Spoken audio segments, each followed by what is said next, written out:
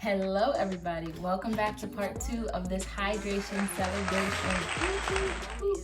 So for this episode, I thought it would be good to talk about things that I've learned since releasing this music video, which was on July 15th of 2021. So it's been a little bit over 2 years. So the first thing that I would say is learning to use what I already have. After releasing 2 EPs in 1 year, I was still trying to make more and more music, and I came to a point, first of all, this is expensive. Music is expensive, okay, people?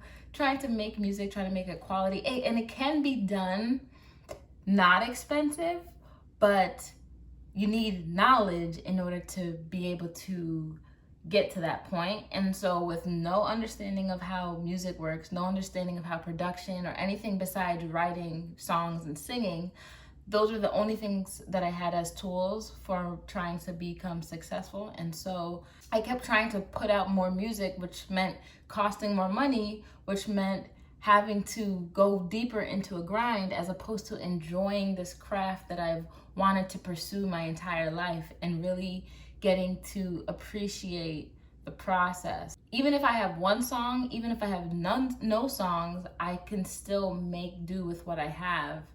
It's just the mindset. I also see the value now in using my music to perform at live places. I would always love singing other people's songs because they're popular, but if I want my music to get more popular, I should sing my own music more. And as simple as that sounds, I would once again be caught up in trying to get the instant results here and there, as opposed to really building on my craft and taking the less traveled road. And then also the value in promoting something, even if it's not new to me, it could be new to somebody else that discovers me.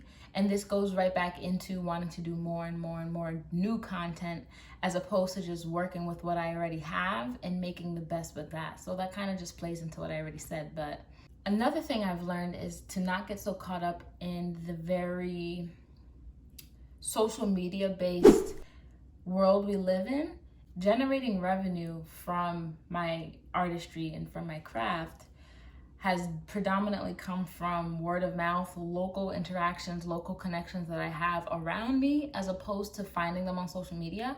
And although social media is a great help, just putting in the time to networking and building around myself, as opposed to trying to become viral on TikTok. So the importance of the business aspect of becoming an independent artist and the logistics of how the non-creative part of making money works.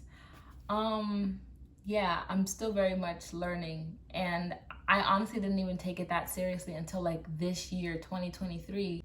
As an independent artist, because I want to maintain my independence, now there's certain knowledge that I need in order to effectively move about without being taken advantage of. And you can hire somebody to do it for you, but that's just going to cost you. So if you don't want it to cost, you have to learn it yourself. And that was something that I was just oh, it's going to be more than just my pen and my soulful vibes. There's more to it. And learning about what more there is to it, it's been a journey, and it's still a journey, and there's so much to learn. So if you have any tips to share as an independent artist and becoming an independent artist successfully, please feel free to drop them down below. There's so much to learn, and so I'm absolutely open to receiving all of it.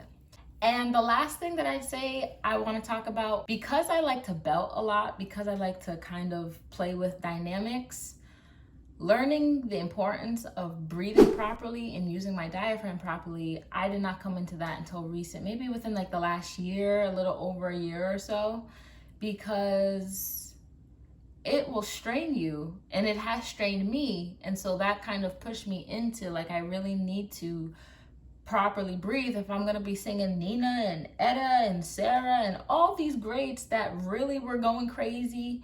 Ella Fitzgerald, they really had such an understanding of breath control, and I was underestimating it, because to do it properly and to do it are two different things. And so I very much encourage people, look into proper breath control. Even if you don't sing, proper speaking. And look at me, I just activated my caught you slipping, Smitty, caught you. As I said that, I tuned into paying attention to my diaphragm and my breathing. But yeah, it's really important. And I hope you take something away from that. So with that said, thank you for watching this second episode of this 3-part series. Stick around for part 3. If you'd like to join in on the celebration and help support me as an independent artist, you totally can by purchasing some merchandise. I'm having a sale on my website. If you use the code HYDRATED20, you can get a discount off of some of my merchandise, actually off of all of my merchandise. So please feel free to go check that out. I will put any links in the description. It's so appreciated, and I will catch you in the next episode.